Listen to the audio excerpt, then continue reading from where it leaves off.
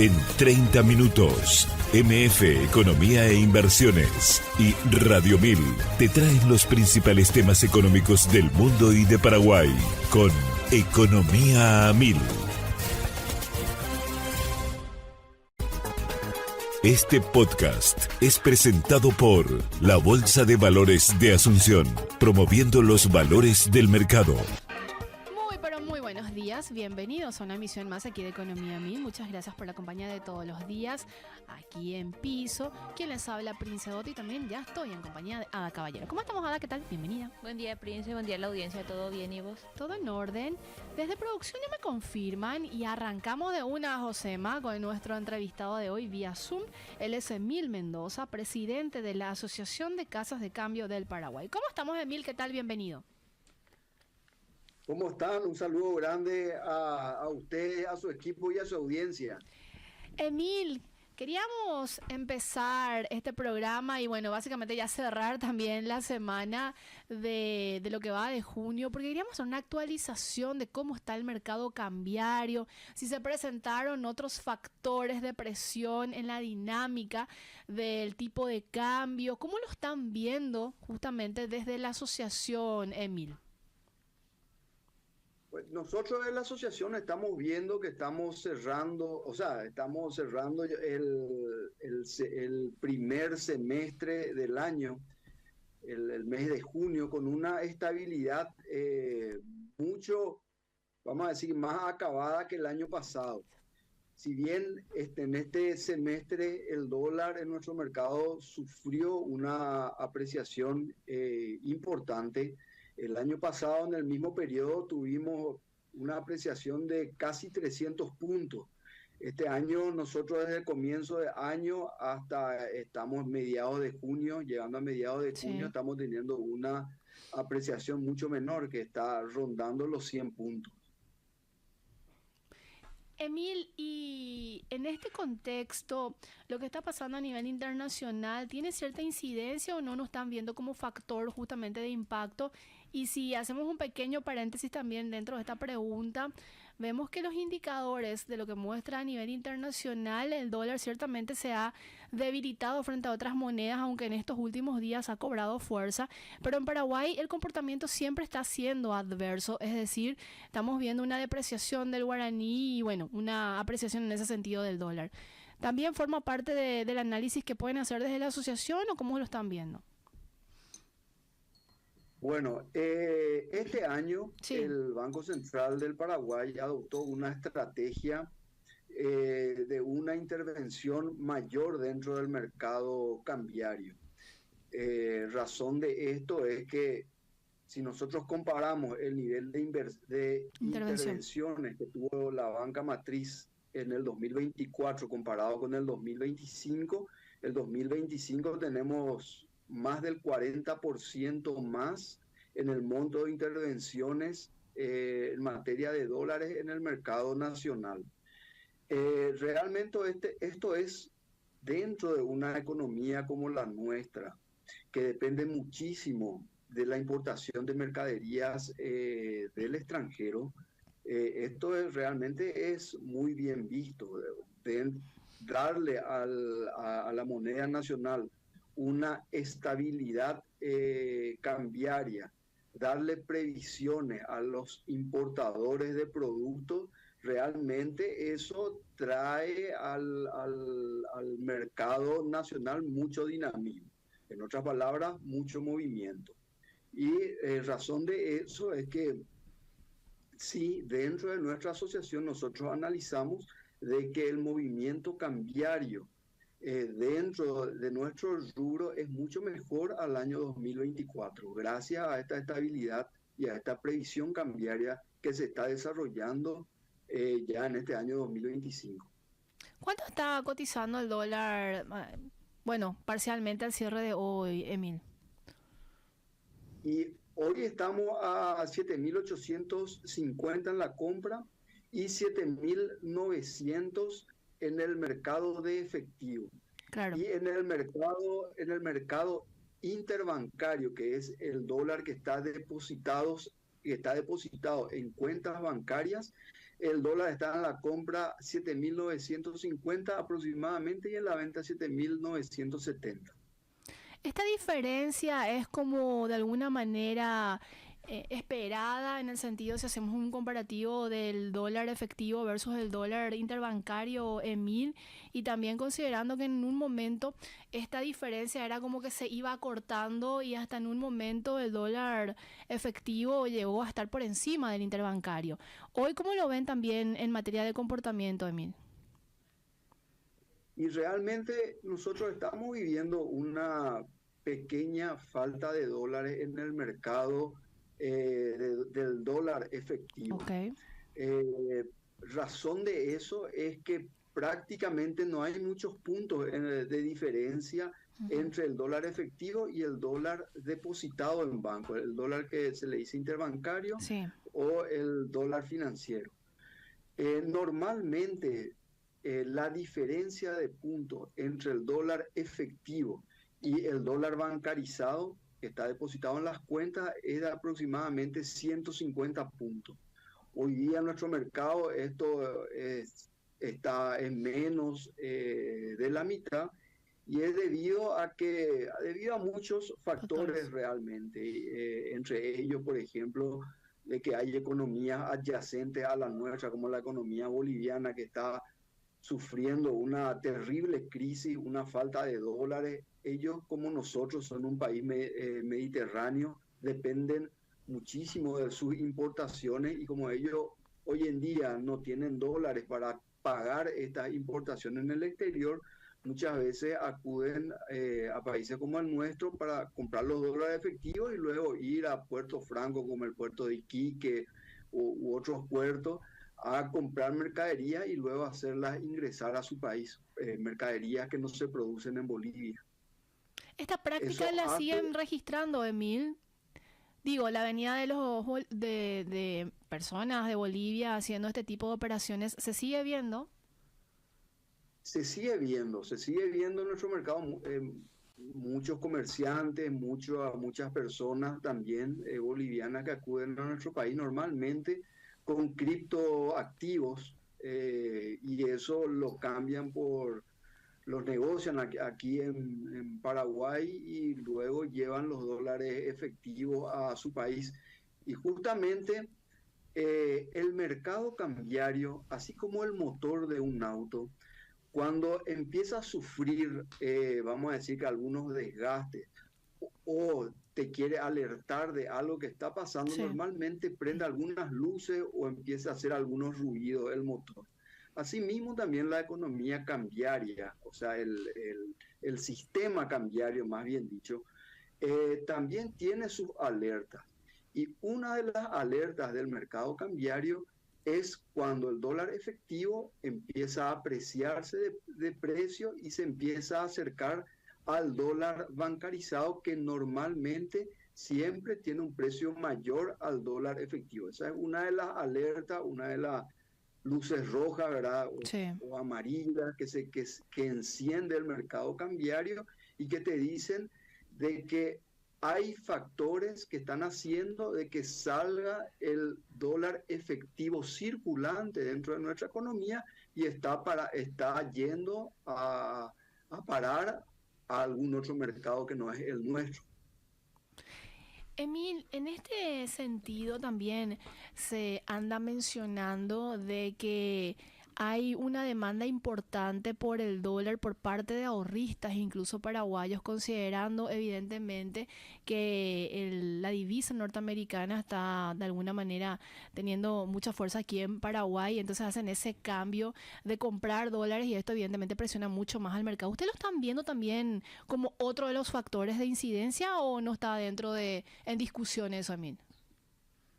El mercado especulativo. Sí, no quise decirlo eso, Emil, pero porque tiene cierta, es como un significado medio peyorativo, ¿verdad? Pero sí, es exactamente eso. Sí, el mercado especulativo no es malo y obedece a muchos factores. Sí. Realmente en este momento no se está viendo muchas de estas operaciones, pero funciona de la siguiente forma. Por eso el Banco Central, vamos a decir que interviene en los mercados y evita los picos de suba como los picos de baja. Sí, Porque cuando se realizan, suceden estos picos, es que el mercado especulativo, vamos a decir que empieza a funcionar. Y funciona de la siguiente forma, ¿verdad? No es por maldad de los comerciantes ni de las personas, pero muchas personas y muchos comercios, cuando ven que el dólar marca una tendencia alcista, sí. ellos adelantan sus compras. ¿Qué quiere decir que adelantan sus compras? Muchas veces ellos tienen ahorros en guaraníes, entonces lo pasan a dólares, normalmente para hacer frente a compras que van a tener ellos en dólares en el futuro, y están queriendo, vamos a decir que salvaguardar el precio del dólar frente al guaraní para realizar esa compra en el exterior. Sí, Se dice mercado especulativo porque son compras que se realizan todavía sin la necesidad de utilizar la moneda extranjera. Y normalmente estas compras lo que hacen es presionar aún más la moneda al alza. Por eso es que estas intervenciones que hace el Banco Central del Paraguay obedece a una estrategia que ellos tienen para evitar esos picos de suba que luego se ven acrecentados porque el comerciante como la persona que tiene ahorros pasa su ahorro a dólares, y eso presiona aún más la moneda norteamericana a la suba en nuestro mercado. Emil, este primer semestre se caracteriza en la economía paraguaya porque por el ingreso de divisas, obviamente producto de la exportación tanto de la soja como de la comercialización de la carne y demás, como una suerte de estacionalidad que se registra nomás luego durante el año económico del país, y el segundo semestre se espera un menor ingreso de divisas o casi ya sin registro, por decirlo de alguna manera, que de alguna manera se trata de compensar con otro tipo de actividades. ¿Cómo lo están viendo ustedes desde la asociación ya lo que se espera en materia de comportamiento del mercado cambiario para el segundo semestre? Bueno, nosotros estamos viendo que en el segundo semestre vamos a volver a tener una relativa estabilidad cambiaria. Te digo relativa estabilidad porque también el mercado cambiario nacional, si bien tiene sus factores autóctonos de nuestra economía, que son los de mayor peso, Sí, también depende de algunos factores internacionales. Bueno, hasta ayer te comento de que nosotros veíamos de que el mercado cambiario nacional tiene cierta estabilidad, o al menos tenía una cierta estabilidad, con una leve alza que es natural del segundo semestre de nuestra economía, que va despacito al alza hasta fin de año. Pero hoy, por ejemplo, nos enteramos de una noticia internacional muy grave, que es, sí, por ejemplo, el conflicto Israel-Irán, que hizo de que una de nuestras materias primas importantísimas, que es el petróleo, haya subido, si no me equivoco, 8 puntos en el mercado internacional. Probablemente esta situación va a hacer de que muchos importadores de petróleo adelanten sus compras. Eso va a hacer de que falte un poquito de dólares en nuestro mercado. Entonces esto por ejemplo, podría ser un factor de que ponga un poquito más de presión al alza del dólar en nuestro mercado, debido a que uno de nuestros productos de mayor importación a nuestro mercado es el petróleo. totalmente. Emil, ¿y el mercado de alguna manera paralelo y que está fuera de las normativas legales y de funcionamiento dentro de lo que se conoce también en el mercado cambiario está generando incidencia o presión a lo que se está viendo también en materia de dinámica cambiaria? Justamente el mercado paralelo es el cambiario, normalmente es el que muchas veces a través de ese mercado se realizan estas presiones que hoy Sí, está teniendo el dólar efectivo al alza. Nosotros tenemos que acordarnos de que el alma de las operaciones de una casa de cambio es la importación, la exportación y la atención a las operaciones de turismo que ingresan a nuestro país. Te digo importación porque lo que hace la casa de cambio es cuando un importador trae una mercadería y quiere pagar esta mercadería en el exterior, la casa de cambio a través de su cuenta bancaria en el extranjero paga esta mercadería.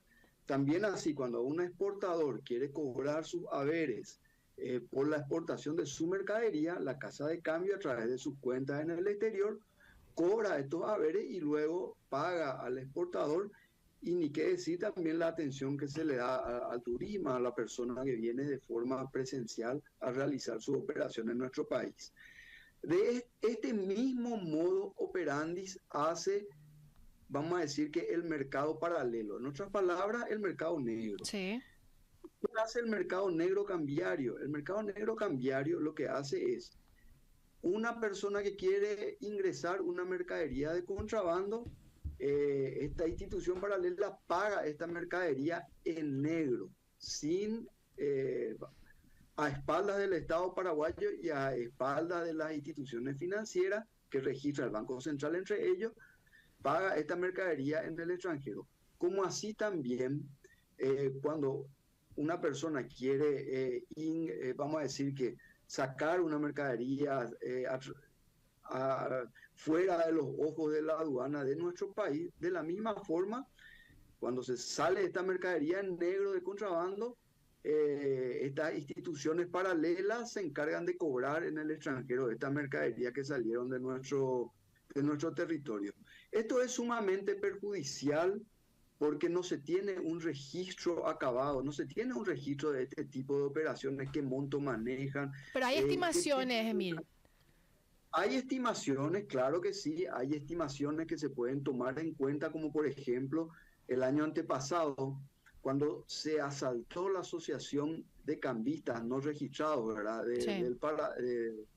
En Ciudad del Este, la misma Fiscalía dijo de que se sacaron entre 20 millones de dólares y más de 100 millones de dólares de ese lugar, teniendo en cuenta que se sacaron 40 cajones de esa asociación, y en cada cajón, si es que, vamos a decir que lo llenamos de guaraníes, entran 6 torres de guaraníes, son 3.000 millones. Pero si esos cajones tuviesen dólares, estuviesen llenos de dólares americanos, con 6 torres de dólares americanos, son 3 millones de dólares.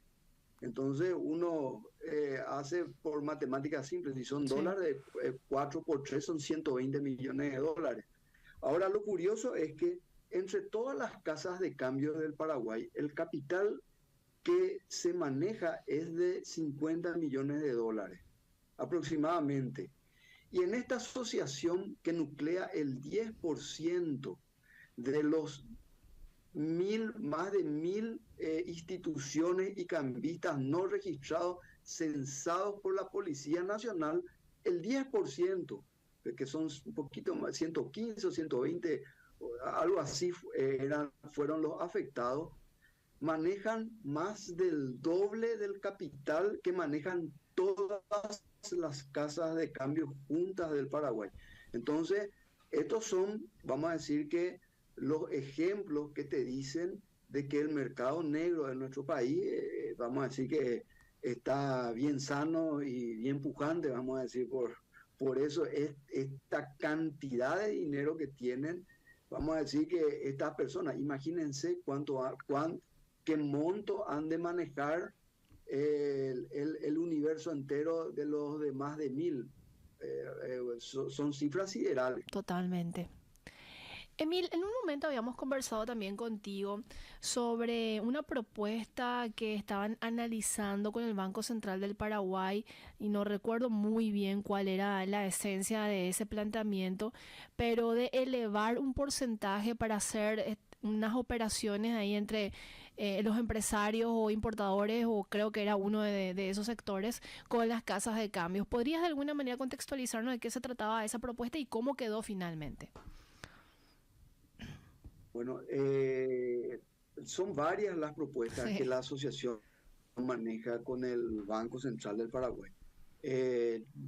Nosotros, una de las propuestas más importantes que habíamos presentado al Banco Central es la propuesta de que las casas de cambio puedan realizar operaciones de exportación de billetes.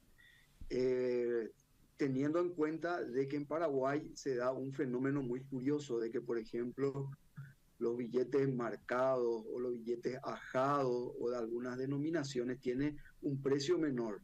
Entonces, la propuesta de las casas de cambio, justamente para ayudar a la persona que recibe de repente una remesa del exterior o un sobre con dólares que le envía a su pariente, y esos dólares tienen alguna manchita, con esos dólares puedan pagar a la importadora, puedan pagar al comercio, puedan pagar la cuota de alguna necesidad que ellos sacaron a plazo sin tener que pagar, vamos a decir, que esta diferenciación.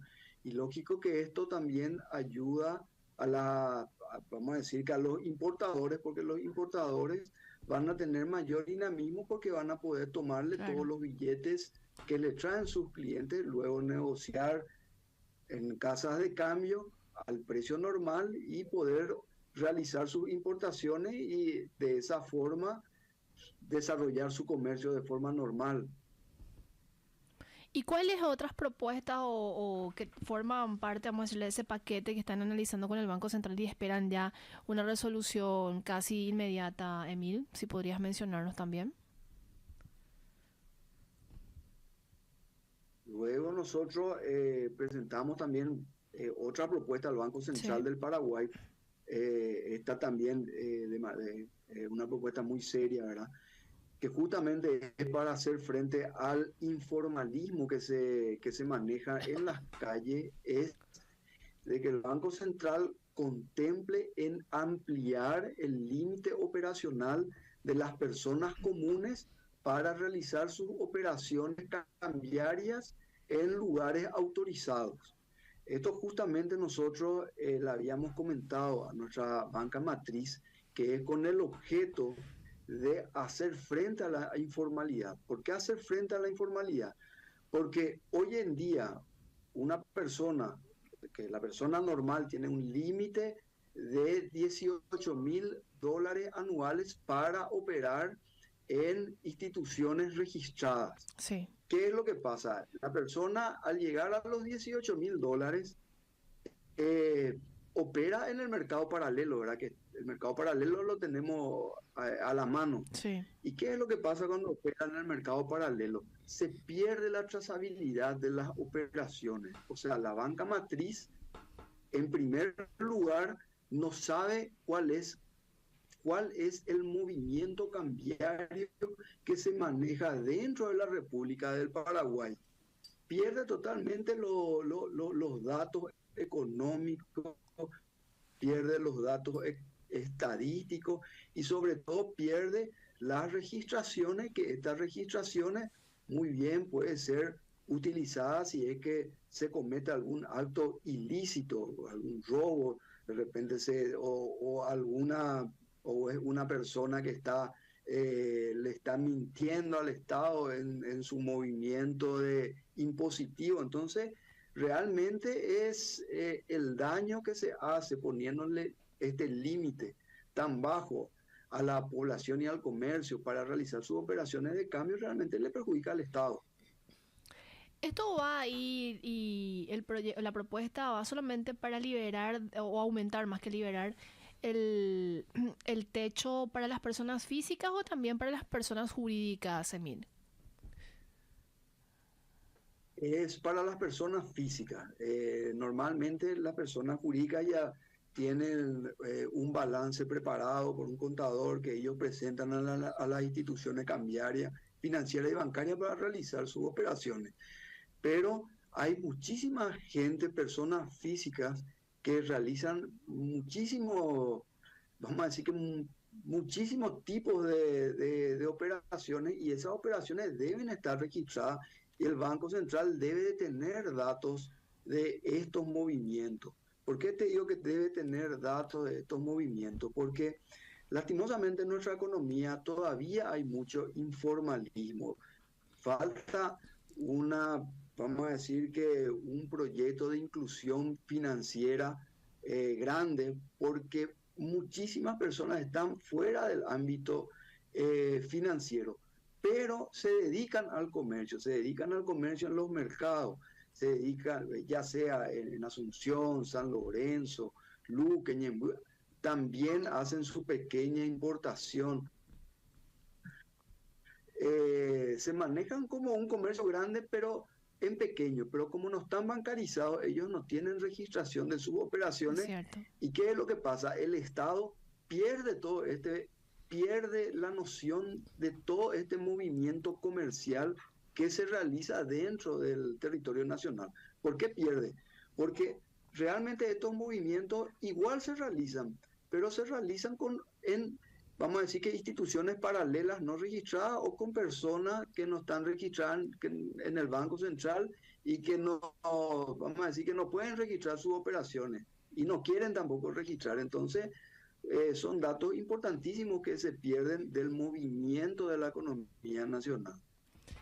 Emil, este aumento de la posibilidad de realizar operaciones por el monto hoy vigente, ¿se suele dar de manera periódica este tipo de solicitudes? ¿Cuándo fue la última vez que se amplió, por decirlo de alguna manera, el volumen de operaciones que puede hacer una persona física?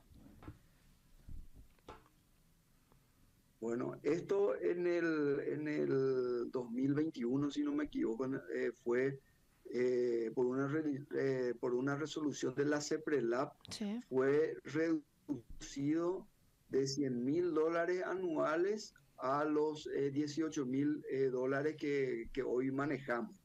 Ahora nosotros todavía estamos en tratativas con la CEPRELAP y el Banco Central para aumentar estos límites operacionales que, por ejemplo, en los países vecinos son mucho mayores de lo que nosotros manejamos nacionalmente.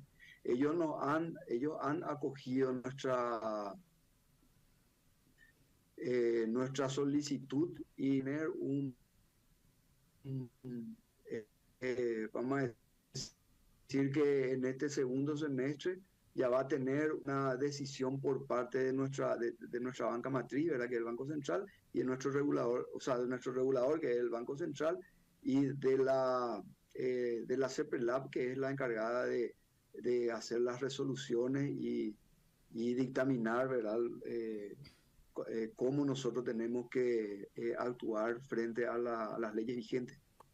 Emil, antes de dejarte avanzar y agradecerte muchísimo tu tiempo, si tuviéramos que hacer una suerte de reflexión final o quizás a modo de remarcar los datos que estabas compartiendo, ¿cómo está el mercado cambiario hoy por hoy? Y bueno, también reforzar y de alguna manera recordar y remarcar cómo se espera que de alguna manera se comporte para los siguientes meses, considerando evidentemente que pueden haber shocks Nosotros que vemos cambien. con muy buenos ojos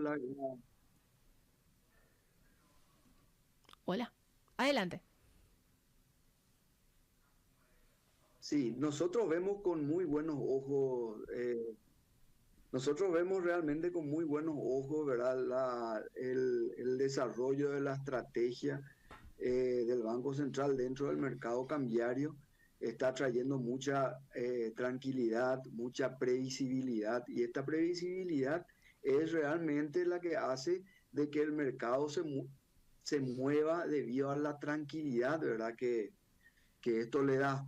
Entonces, esperemos que esto siga así, porque esto le conviene a todos, le conviene al comercio, le conviene a la banca, le conviene vamos a decir que a las instituciones cambiarias, teniendo en cuenta de que toda persona probablemente tiene alguna cuota en dólar por un teléfono, por un televisor, un vehículo o algo eh, que compró, y esto le trae a ellos una tranquilidad, ¿verdad? Para el pago, ¿verdad? De estas deudas, como así también al comercio en general, importadoras, comercio, vendedores, a estar tranquilos de que no van a tener exabruptos que van a van a generar pérdidas o que van a hacer de que ya no puede tanto. Algo, por ejemplo, que pasó muy fuerte en el mercado argentino Sí. y que perjudicó muchísimo la economía del país vecino. Emil, como siempre, un gusto tenerte en el programa. Que tengas un excelente fin de semana. Igualmente, muchas gracias. Gracias. ¿Estuvimos con quién, Ada? Emil Mendoza, presidente de la Asociación de Casas de Cambio del Paraguay. Hablándonos sobre el comportamiento del mercado cambiario, datos muy interesantes los que estaba compartiendo Emil Mendoza con nosotros en este espacio. Y bueno, ahí también destacando el trabajo del Banco Central del Paraguay en materia de intervenciones y que de alguna manera está generando un poco de tranquilidad en el comportamiento cambiario del país. Y como mencionaba, aquí se está sucediendo como una dinámica muy, muy diferente a lo que se está observando a nivel internacional, aunque el dólar empezó a cobrar fuerza nuevamente en los últimos días y hay que ver cómo se irá comportando también considerando los nuevos factores en el escenario internacional. Nosotros tenemos que hacer nuestra primera pausada y a la vuelta seguimos con más Economía Mil.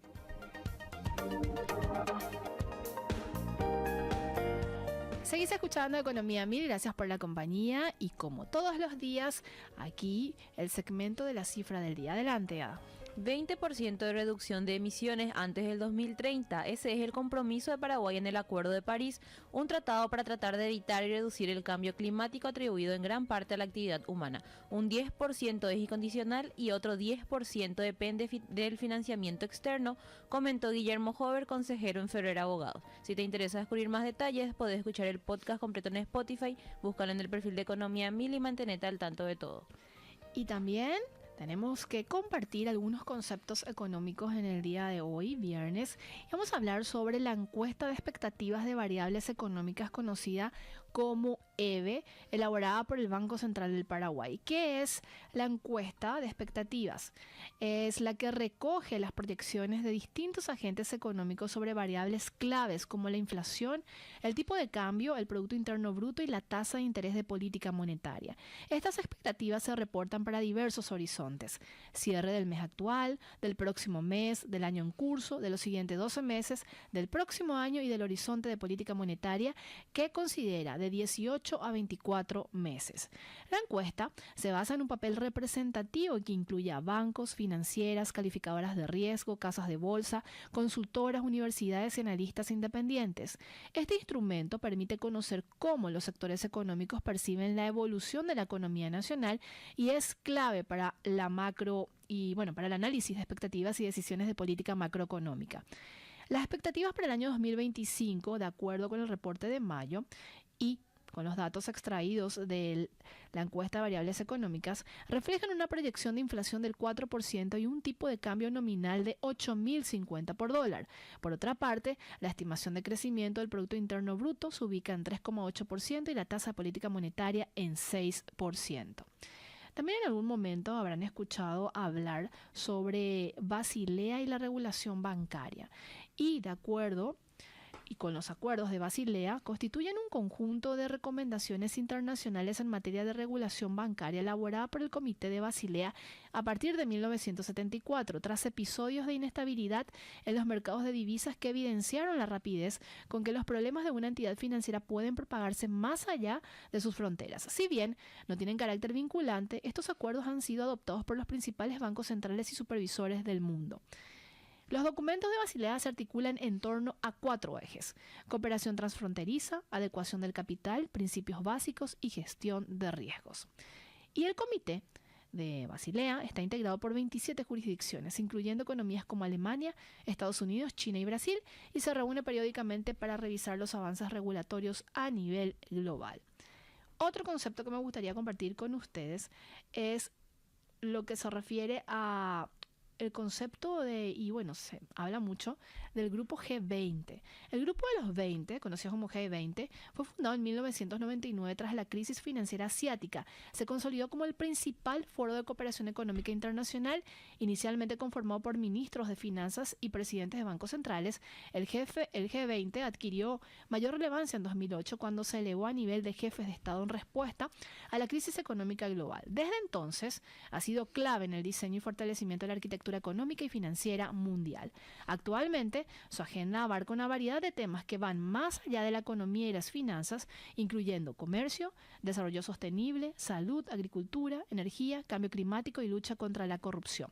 El G20, que está compuesto por 19 países y la Unión Europea, en conjunto representan aproximadamente el 85% del PIB global, más del 75% del comercio internacional y cerca del 66% de la población mundial.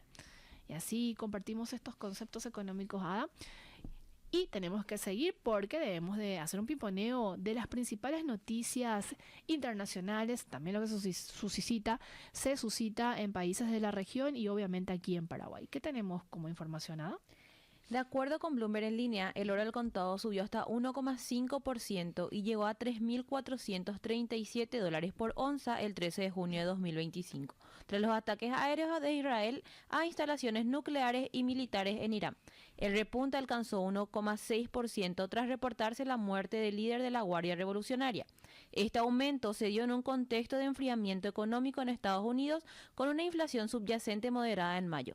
En lo que va del año, el oro acumula un aumento del 30% impulsado por la búsqueda de activos de refugio ante la creciente tensión geopolítica y la expectativa de recortes de tasas por parte de la Reserva Federal. También se observó un fortalecimiento del yen, compras de bonos del tesoro y caídas de activos de riesgo. La prima geopolítica sostiene el petróleo en niveles elevados y refuerza el interés por activos defensivos frente a un escenario más incierto.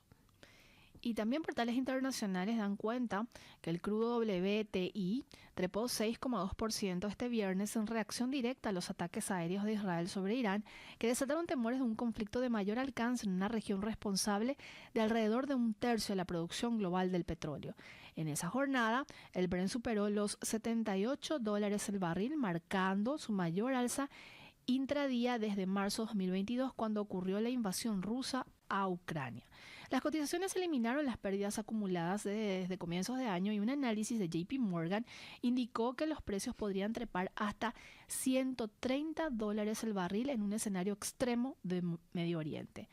Las informaciones también hablan de que la presión por el riesgo geopolítico se reflejó en un aumento del Brent hasta $2,08 por barril y el diferencial entre contratos de diciembre de este año y 2026 escaló a más de $2,35 por barril, alcanzando volatilidad de opciones en máximos de 3 años.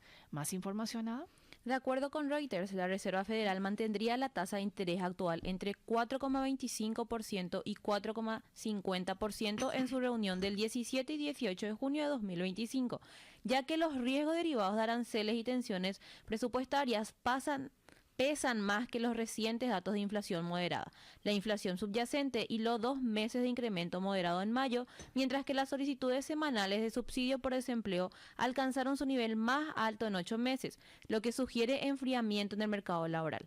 Los mercados descuentan 2 recortes de tasa para fines de 2025, con el primero posiblemente en septiembre, aunque siguen atentos al impacto de los aranceles y al presupuesto federal. Goldman Sachs recortó la probabilidad de recesión en Estados Unidos al 30%, proyecta un PIB del 1,4% en 2025 e indica que aunque la inflación subyacente se encuentra cerca del objetivo del 2%, persisten pensiones de los aranceles y el déficit fiscal. Nos vamos al contexto regional y nos trasladamos a Argentina porque Bloomberg da cuenta que el índice de precios al consumidor en ese país registró un alza de 1,5% en mayo de 2025, marcando su nivel más bajo desde mayo de 2020. Este resultado representa la tercera desaceleración mensual consecutiva y queda por debajo de 2,1% estimado por el mercado. En términos interanuales, la inflación se ubicó en 43,5%, mientras que el acumulado de los primeros 5 meses de 2025 llegó a 13,3%. Los mayores incrementos se observaron en comunicación, restaurantes y hoteles, mientras que alimentos y bebidas no alcohólicas subieron apenas 0,5% y transporte también aproximadamente en ese orden. La inflación núcleo avanzó un 2,2%, los precios regulados aumentaron 1,3% y los estacionales mostraron una contracción de 2,7%. El dato oficial de mayo implicó que la inflación interanual de Argentina alcanzó su cifra más baja desde marzo de 2021 y el acumulado en el año fue el menor para un periodo similar desde 2020. Este panorama refleja una tendencia clara de enfriamiento en los precios con impacto significativo de los regulados y estacionales. De Argentina nos vamos a Brasil. Brasil proyecta una producción récord de 336,1 millones de toneladas de granos para la cosecha 2024-2025, un incremento del 13% o 38,6 millones de toneladas respecto al ciclo anterior, según el noveno levantamiento de la CONAB efectuado el 12 de junio del 2025. La productividad se estimó en 4.108 kilogramos, apoyada en un aumento del 2,3% de la superficie cultivada, alcanzando 81,8 millones de hectáreas. Desglosando por cultivos, el maíz alcanzó los 128 millones de toneladas con una suba del 12,2% respecto a la temporada previa, gracias a condiciones climáticas favorables y manejo adecuado. La soja ya cosechada se proyecta en 169,6 millones de toneladas, superando por 21,9 millones de toneladas la campaña anterior. El algodón podría totalizar 3,9 millones de toneladas, el arroz 12,15 millones y el frijol 3,17 millones de toneladas con buena cobertura interna. ¿Qué está pasando en Uruguay? Y los últimos datos sobre su dinámica económica: el Producto Interno Bruto de ese país creció 3,4% interanual en el primer trimestre de 2025 y 0,5% frente al trimestre anterior. El desempeño estuvo impulsado por la industria manufacturera, que se expandió 17,6%, por la reactivación de la refinería de ANCAP y el aumento en la producción de celulosa y agroindustrias. También crecieron el agro, la pesca y minería, los servicios financieros y el comercio. En cambio, se registraron caídas en energía eléctrica, gas y agua, construcción y transporte. En términos de demanda, de acuerdo a ámbito.com, el consumo de los hogares aumentó 2,1%, la inversión subió 4,2% y el gasto público 4,3%. Las exportaciones crecieron 4,2%, mientras que las importaciones aumentaron 5,6%, lo que redujo el aporte neto del sector externo durante el trimestre. Y ya aterrizamos a Paraguay, a esta información que lo venimos compartiendo con la audiencia durante toda esta semana, y estamos hablando sobre lo que se espera del reajuste del salario mínimo, que ya está básicamente cerrado. Y bueno, tiene que haber un decreto presidencial que no chequeé segundos antes de empezar el programa si ya salió o no, pero estaba a la espera justamente del aval por parte del Poder Ejecutivo de que finalmente se aplicara el reajuste de unos 100.000 guaraníes y algo para lo que va a ser el nuevo salario mínimo que va a regir desde julio de este año, que es evidentemente una decisión que se da cada año tras un análisis que se hace de los indicadores económicos, sobre todo de cómo se vino comportando la inflación en un año. Y en ese sentido, el Instituto Nacional de Estadística dio a conocer unos datos muy interesantes, que podemos ir desglosando así finamente para que la gente pueda seguirlo. ¿Qué dice ABC en ese sentido? El INE informó que en Paraguay hay aproximadamente 1.695.000 personas asalariadas, de las cuales 701.776 ganan menos del sueldo mínimo, que sería un 41,4%. 269.485 personas perciben exactamente el salario mínimo y 724.000 ingresan más de un salario mínimo. El salario promedio de un trabajador es poco más de 2.700.000 guaraníes, mientras que los hombres ganan alrededor de 3.300.000 guaraníes y las mujeres 2.600.000 guaraníes, lo que evidencia una brecha salarial de género notable.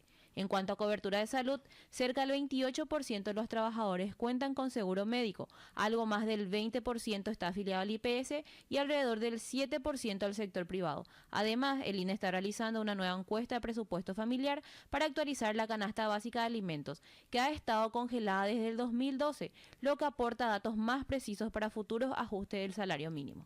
Y esto que quiero remarcar, Ada, en el país existen aproximadamente 1.700.000 personas asalariadas, es decir, que cada mes están percibiendo su salario. Pero cuando hacemos el zoom y el desglose, de acuerdo con los datos del INE publicado en ABC, 700.000 de estas 1.700.000 personas ganan menos del salario mínimo, y apenas 270.000 perciben el salario mínimo, que dentro del conjunto y el peso representan solo el 15,6%. Y el restante, que es un número muy importante, más de 700.000 personas ganan más de un salario mínimo. Y cuando se hace el promedio del salario de un trabajador en Paraguay, esto llega a 2.700.000, un poquitito por debajo del salario mínimo vigente, y hay una diferencia entre lo que percibe un trabajador masculino y una mujer, por decirlo así. Los hombres ganan alrededor de 3.300.000 y las mujeres 2.600.000. O sea, las mujeres ganan por debajo del salario mínimo, y también, obviamente, esto es otra de las aristas que se deben analizar en el sentido de la brecha que aún sigue existiendo entre los ingresos entre hombres y mujeres. Así que estos datos que también son presentados muy, muy interesantes para el debate. Más información, Ada. Sí, también con ABC, o sea, ABC informa que el índice de confianza del consumidor de Paraguay alcanzó 53,46 puntos en mayo de 2025, superando los 49,44 puntos de abril y los 52,58 puntos de mayo de 2024, ubicándose nuevamente en la zona de optimismo. El índice de situación económica, que refleja la percepción sobre la economía actual, mejoró a 39,79 puntos frente a los 34,84 puntos del mes anterior, aunque sigue en zona de pesimismo. El índice de expectativas económicas, que mide la proyección a corto y mediano plazo, subió a 67,13 puntos desde los 64,04 puntos del mes previo. La predisposición al ahorro creció a 25,75%, un aumento notable respecto al mes anterior y a mayo de 2024. También mejoró el interés por adquirir bienes durables en todas las categorías, aunque aún por debajo de los niveles de mayo de 2024. Este repunte en la confianza y en las intenciones de consumo coincide con un repunte del 5% de la actividad económica hasta abril y un alza del 6,4% en ventas al primer cuatrimestre del año. Acá nos llega el mensaje, entre paréntesis, sobre de dónde salen los números de esta brecha salarial que mencionábamos, que los hombres están percibiendo en promedio, pues obviamente se promedia, un hombre puede ganar por debajo de esto y otro por encima, y sacamos a decirle el promedio relativo. 3.300.000 ganan los hombres y las mujeres 2.600.000. ¿De dónde son extraídos estos datos? Fueron presentados por el Instituto Nacional de Estadística, el INE, y reproducido por ABC, y obviamente también lo tomamos y atribuimos a las determinadas fuentes. Y cumpliendo con eso, tenemos que ir cerrando, pero sin antes mencionar que la consultora MF Economía e Inversiones realiza de manera periódica un análisis económico en el impreso de ABC y que se replica también en el digital. Y en la edición de hoy se aborda sobre el gasto público, que en lo que va de los primeros 5 meses del año creció 3,2 billones de guaraníes, con una presión importante de los componentes rígidos. El financiamiento del presupuesto general de la Nación alcanzó 24,36 billones de guaraníes hasta mayo de 2025, con un incremento de 3,2 billones de guaraníes respecto al mismo periodo de 2024, lo que representa una suba del 15,2%. Este crecimiento estuvo impulsado por el aumento de componentes rígidos como servicios personales, deuda, jubilaciones y pensiones y transferencias. ¿Por qué se dice que son componentes rígidos? Porque son parte de los gastos que no pueden ser recortados y deben de ser cumplidos a cabalidad todos los meses. De ahí viene justamente el concepto de gastos rígidos. Las inversiones públicas también mostraron una variación destacada del 85,9% al pasar de 1,06 billones en 2024 a 1,98 billones en 2025. En contraste, el rubro de medicamentos fue el único que presentó una caída. Otros aumentos incluyeron a servicios básicos y alimentos, mientras que el gasto en combustible se mantuvo casi sin cambios. En conjunto, el comportamiento del gasto plantea desafíos fiscales por el peso de los compromisos rígidos y el impulso de nuevas inversiones, dice parte del artículo de la consultora MF Economía e Inversiones, que lo pueden encontrar en donde, Ada. Pueden encontrar en todas nuestras redes sociales y también en la página web. Y así nos vamos despidiendo, nos reencontramos la próxima semana. Lunes es feriado, Josema. Para ustedes, no, sí, firmes, mucha fuerza. Nos van a estar escuchando seguramente. Todos los días nos escuchan, pero bueno, también. Que pasen un muy feliz feriado y bueno, hay que trabajar. Yo también, no te creas. Yo también, no vengo nomás, pero trabajo. ¿Cierto, Josema? Y nos reencontramos el martes entonces, Ada. Así. Que tengan un excelente fin de semana. Este podcast es presentado por la Bolsa de Valores de Asunción, promoviendo los valores del mercado.